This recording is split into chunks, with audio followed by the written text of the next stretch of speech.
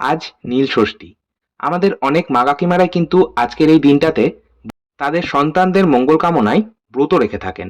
আর আজকের দিনে কোনো রকম চাল, আটা কিংবা ময়দার জিনিস তারা খান না। তাদের জন্যই আমার আজকের রেসিপি সাবুদানার ডোনাট। আসুন তাহলে শুরু করা যাক আজকের ভিডিওটা। সাবুদানার ডোনাট বানানোর জন্য প্রথমেই আমি কড়াইয়ের মধ্যে নিয়ে নিচ্ছি ১ কাপ পরিমাণে সাবুদানা। আর এখানে আমি কিন্তু বড় দানা সাবুটা ব্যবহার করছি। বাজারে ২ রকম সাবুদানা পাওয়া যায়। একটা হয় একটু বড় সাইজের আর একটা ছোট সাইজের। সাবুর ডোনাট, সাবুর পকোড়া, সাবুর ফিঙ্গার কিংবা সাবুর পোলাও, খিচুড়ি বা পায়েস বানানোর জন্য সবসময় এইরকম বড় দানা সাবুটা ব্যবহার করবেন। আর ছোট দানা সাবু ব্যবহার করতে হবে সাবু মাখা কিংবা সাবুর বিভিন্ন রকম ডেজার্ট বানানোর জন্য। আচ্ছা, আমি সাবুটাকে প্রথমে শুকনো কড়াইয়ে ড্রাই রোস্ট করে নেব ২ থেকে ২.৫ মিনিট। আর গ্যাসের ফ্লেমটাকে রাখবো মিডিয়াম ফ্লেমে। এইভাবে যদি সাবুদানা ড্রাই রোস্ট করে নিয়ে তারপর কোনো কিছু বানানো হয়, তাহলে সাবু খেলে অনেকেরই শারীরিক অসুবিধা হয়। শারীরিক অসুবিধা বলতে গ্যাস অম্বল হয়ে থাকে, তো সেটা কিন্তু হয় না। আচ্ছা, আমি ২ মিনিট মিডিয়াম আঁচে সাবুদানা রোস্ট করে নেওয়ার পর গ্যাসের ফ্লেম অফ করে দিলাম। আর গ্যাসের ফ্লেম অফ করে দেওয়ার পর এই রোস্ট করে নেওয়া সাবুর মধ্যে দিয়ে দিলাম জল। আর এখানে কিন্তু আমি নরমাল টেম্পারেচারে থাকা জলের ব্যবহার করেছি। এই নরমাল টেম্পারেচারে থাকা জলটাই কিন্তু এই গরম কড়াই দেওয়ার পর গরম হয়ে গেছে। আর এইভাবেই আমি সাবুদানাটা গরম জলে ২০ মিনিট ভিজিয়ে রাখবো। এতে কিন্তু সাবুদানা সম্পূর্ণ ভিজে যাবে। ১ থেকে ১.৫ ঘন্টা ভিজিয়ে রাখার কোনো প্রয়োজন নেই। অপরদিকে আমি একটা গ্রাইন্ডিং জারের মধ্যে নিয়ে নিলাম ১/২ কাপ পরিমাণে রোস্টেড পিনাট। এই ভাজা চিনেবাদামটা আমি গ্রাইন্ডিং জারের মধ্যে দিয়ে একটা ফাইন পাউডার বানিয়ে নিলাম। অপরদিকে ২০ মিনিট হয়ে গেছে। একটা বড় পাত্রের মধ্যে আমি নিয়ে নিলাম ছাঁকনি। আমি এবার এই সাবুদানাটা ছেঁকে নেব। সাবুদানা অবশ্যই আমি ধুয়ে নেব। সাবুর মধ্যে কিন্তু প্রচুর পরিমাণে ময়লা আর স্টার্চ থাকে, সেটা সম্পূর্ণ ধুয়ে নিতে হবে। আর এইভাবে দেখুন আমি ৩ থেকে ৪ বার জল পাল্টে ধুয়ে নিয়েছি। এখন আমি ২০ মিনিট পর আপনাদের দেখাচ্ছি। দেখুন সাবুদানা কিন্তু খুব সুন্দরভাবে ভিজে গেছে, একদম নরম হয়ে গেছে। ঘন্টার পর ঘন্টা সাবুদানা ভিজিয়ে রাখার কিন্তু কোনোই প্রয়োজন নেই। এইভাবে গরম জলে জাস্ট ২০ মিনিট যদি ভিজিয়ে রাখা হয়, সাবুদানা কিন্তু তাতেই ভিজে যাবে। এই ভিজিয়ে নেওয়া সাবুদানাটা আমি এবার জল ঝরিয়ে নেব। ওই ছাঁকনিটার মধ্যেই রেখে দিয়েছি। ততক্ষণে আমি বাকি প্রিপারেশন গুলো নিয়ে নেব। আমি ৩ টে মাঝারি সাইজের সেদ্ধ আলু নিয়েছি। আলুর খোসাটা ছাড়িয়ে নিচ্ছি। আমি আলুটা প্রথমেই প্রেসার কুকারে ৪ টে হুইসেল দিয়ে বা ৪ টে সিটি দিয়ে একদম হাই ফ্লেমে সেদ্ধ করে নিয়েছি। তারপর কুকারের স্টিমটা রিলিজ হয়ে গেলে গরম জল থেকে আলুটা তুলে নিয়েছি। আর এটা আমি ফ্রিজে রেখে দিয়েছিলাম। আলুর কোনো মুচমুচে খাস্তা জিনিস যদি বানাতে হয়, অবশ্যই আলুটা এইভাবে সেদ্ধ করে নেওয়ার পর যদি ফ্রিজে রেখে দেন, তাহলে দেখবেন সেই খাস্তা বা মুচমুচে জিনিসটা কিন্তু আরো বেশি খাস্তা বা মুচমুচে হয়ে যাবে। আচ্ছা, আমি এই সেদ্ধ আলুটা একটা গ্রেটারে গ্রেট করে নিয়েছি।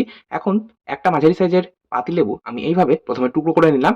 তারপর পাতিলেবুর রস একটা ছাঁকনির সাহায্যে ছেঁকে নিয়ে দিয়ে দিচ্ছি এই গ্রেট করে রাখা আলুর মধ্যে। পাতিলেবুর রস ব্যবহার করা হলে খুব সুন্দর একটা চটপাটা টেস্ট আসে। এখন এর মধ্যে দিয়ে দিচ্ছি আগে থেকেই বানিয়ে রাখা বাদামের গুঁড়ো, অর্থাৎ যে চিনেবাদামটা আমি গুঁড়ো করে রেখেছিলাম সেটা দিয়ে দিলাম। চিনেবাদাম গুঁড়ো ব্যবহার করা হলে এর মধ্যে একটা সুন্দর বাইন্ডিং আসবে। আর এটা কিন্তু খেতে আরো বেশি সুস্বাদু লাগবে। ১ চা চামচ গোটা জিরে এইভাবে হাতের তালুর মধ্যে একটু ঘষে নিয়ে ব্যবহার করছি। এতে করে ফ্লেভারটা আরো বেশি এনহ্যান্স করে। এর সাথে দিয়ে দিচ্ছি ১ চা চামচ জোয়ান। জোয়ানটাকেও অবশ্যই হাতের তালুর মধ্যে ঘষে নিয়ে ব্যবহার করব। আর জোয়ান কিন্তু হজম বা ডাইজেস্টে সাহায্য করে। এছাড়াও জোয়ান ব্যবহার করলে খুব সুন্দর একটা টেস্ট হবে। এরই সাথে দিয়ে দিলাম ১ টেবিল চামচ গোলমরিচ গুঁড়ো আর ১ টেবিল চামচ লবণ। লবণ আর গোলমরিচ গুঁড়োটা অবশ্যই নিজেদের স্বাদ মতন কম বা বেশি ব্যবহার করতে পারেন। এরই সাথে আমি কিছুটা পরিমাণে কুচনো ধনেপাতা ব্যবহার করছি। ধনেপাতা কুচি ব্যবহার করলে খুব সুন্দর একটা টেস্ট হয়। আর আমি এখানে কোনো রকম কাঁচা লঙ্কা বা শুকনো লঙ্কার গুঁড়ো ব্যবহার করছি না। আপনারা চাইলে অবশ্যই করতে পারেন। অপরদিকে সাবুদানার জলটা সম্পূর্ণ ঝরে গেছে। আমি ভিজিয়ে রাখা সাবুদানাটা এবার দিয়ে দিচ্ছি। এরই সাথে আমি ২ টেবিল চামচ তেল দিচ্ছি। আর এখানে আমি রিফাইন্ড অয়েল ব্যবহার করেছি। চাইলে আপনারা ঘিও ব্যবহার করতে পারেন। তেল বা ঘি ব্যবহার করা হলে এই যে ডোটা আমরা তৈরি করব, এটার মধ্যে একটা সুন্দর স্মুথনেস আসবে। আর এটা একটা মসৃণ ডোয়ে পরিণত হবে। আচ্ছা, এটা আমি মেখে নিয়েছি। দেখুন এবার আমি কিছুটা পরিমাণে তেল নিয়েছি একটা পাত্রের মধ্যে। আর একটা প্লেট নিয়েছি। এই প্লেটটার উপর আমি প্রথমে তেল এইভাবে হাত দিয়ে মাখিয়ে নিলাম। এই প্লেটটার উপরেই কিন্তু আমি ডোনাটগুলো তৈরি করে রাখবো।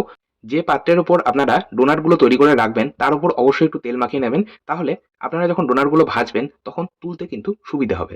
আচ্ছা, আমি এবার এই ডোটা থেকে কিছুটা পোর্শন কেটে নিলাম। তারপর হাতের তালুর মধ্যে নিয়ে এইভাবে একটা গোল বলের মতন আকৃতি দেওয়ার পর হাতের তালুর উপর রেখে চ্যাপ্টা করে নিলাম। তারপর এইভাবে একটা আঙুলের সাহায্যে একদম মাঝ বরাবর একটা গর্ত বা হোল মতন তৈরি করে নিলাম। তাহলেই কিন্তু আমাদের ডোনাট তৈরি হয়ে যাবে। দেখুন ডোনাটের শেপ দেওয়া কিন্তু ভীষণই সহজ। আমি আরো একটা আপনাদের দেখিয়ে দিচ্ছি। এইভাবে আমি প্রত্যেকটা ডোনাট তৈরি করে নেব। এই একই ডো থেকে আপনারা কিন্তু চাইলে পকোড়াও তৈরি করতে পারেন। আচ্ছা, এবার আমি ডোনাটগুলো ভেজে নেব। তার জন্য কড়াইয়ের মধ্যে দিয়ে দিলাম পর্যাপ্ত পরিমাণে রিফাইন্ড অয়েল বা সাদা তেল। গ্যাসের ফ্লেমটাকে হাই ফ্লেমে করে নিচ্ছি আর তেলটাকে প্রথমে ভালো মতন গরম করে নেব।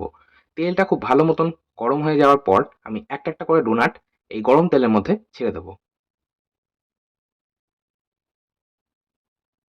একসাথে অনেকগুলো করে ডোনাট আপনারা ভাজতে যাবেন না, তাহলে কিন্তু ঠিক মতন ভাজা যাবে না। যতটা পরিমাণে তেল নেবেন, তেলের মধ্যে এটা যাতে ডুবে থাকে সেই রকমভাবে ডোনাটগুলো তেলের মধ্যে ছাড়বেন। দেখুন আমি যে পরিমাণ তেল নিয়েছি তাতে আমার ৩ টে করে ডোনাট একসাথে ভাজা যাচ্ছে। তাই আমি ৩ টে করে ডোনাট একসাথে ভেজে নেব। আর গ্যাসের আঁচটাকে কিন্তু অবশ্যই মিডিয়ামে রেখে ডোনাটটা ভাজতে হবে।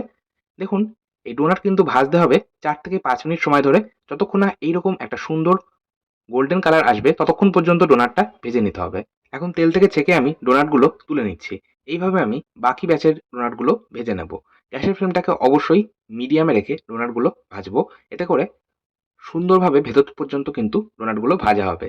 যদি হাই ফ্লেমে ভাজা হয় তাহলে ওপরটা বেশি ক্রিস্পি হয়ে যাবে, খুব দ্রুত ক্রিস্পি হয়ে যাবে আর ভেতরে কিন্তু কাঁচা থেকে যাবে। দেখুন এইভাবে আমি সমস্ত ডোনাট ভেজে নিচ্ছি।